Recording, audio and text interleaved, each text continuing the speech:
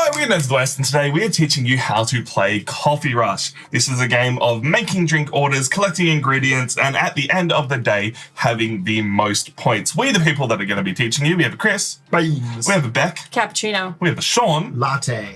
My name is Tom, and Coffee Rush, you basically need to know three things.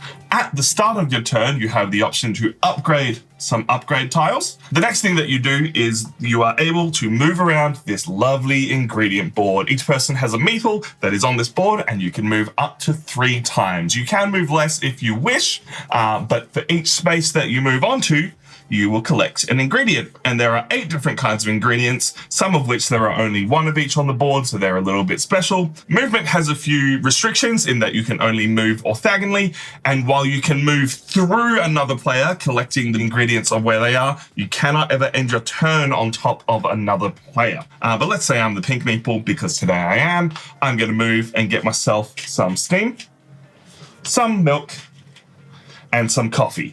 Now, I don't have to place these ingredients into a cup, but I have the option to.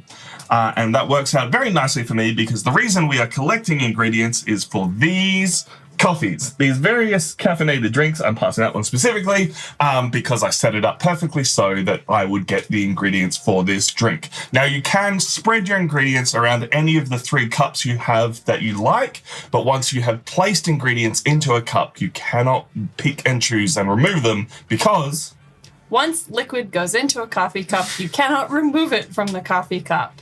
It has to all get thrown out, and you have to start again. So you can at any point toss out everything in the ingredients, putting it back into the ingredient piles, but I'm going to put all 3 of my ingredients into the same cup, because that will let me complete that drink.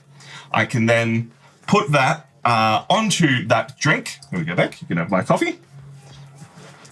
And I have completed that drink. Now, depending on how many ingredients you pick up, you can pick up multiple drinks.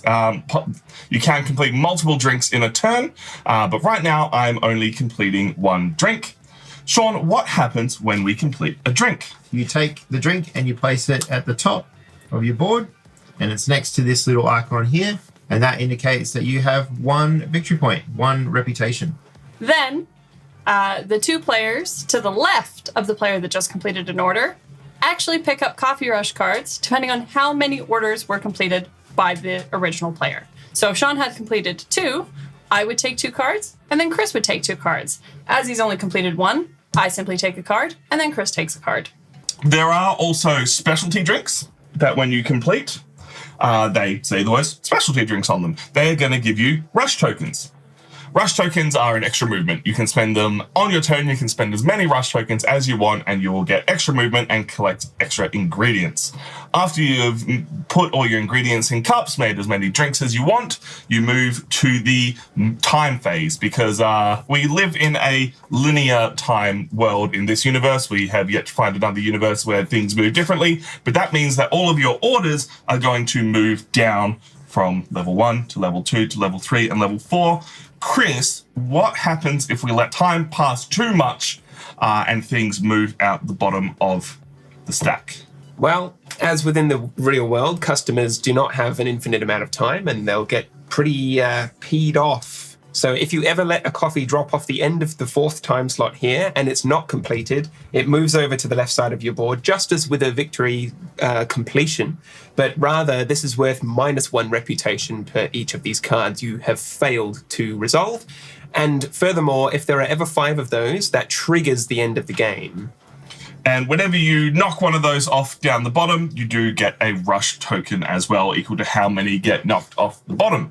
As we said, at the start of a round, that is when you have the option to upgrade some tokens. Everyone has the same 4 upgrade tokens. I'm going to go to Chris once again. How do we upgrade and get special powers? Well, the way you upgrade them is if you ever have 3 completed orders in your reserve, you can spend 3 of those, thereby spending 3 reputation points to unlock one of your special powers, which itself gives you, each of them gives you 2. So you're sort of spending 1 victory point, as it were. I'll explain what each of them do, starting with the second one, because this is actually the simplest. Upon resolving this power, shall I put it on the old green screen? This lets your character move diagonally, which it otherwise wouldn't be able to do. So now that gives you more freedom of movement to collect ingredients. The other 3 upgrades are multipliers, actually. So from top to bottom, we have this one. Sorry. I'll just do mine. Yeah, use your one. That's fine. That actually allows you to gather twice as many ingredients from a space over which you pass that already has one of the workers on it. So, for example, in this situation, you would actually collect twice as much steam as you usually would. The third one from the top is the corner multiplier. So any of the 4 ingredients in the very corners of the movement board, you can collect twice as many resources by passing over that space. And lastly, at the very bottom, your upgrade is for the specialty ingredients. Self-explanatory again, you collect twice as many of those whenever you pass over a specialty ingredient space. The very important thing about these upgrades, these multipliers, is that they stack. So in a situation where somebody is standing over a specialty space and you have both of the upgrades that multiply, you'd actually get 4 times as many of those resources. So that is certainly something to watch out for. Which is wonderful if you have drink cards that need those resources, but if you don't, it is totally okay to just put the resources back into their ingredient tokens with these lovely trays that the game gives you.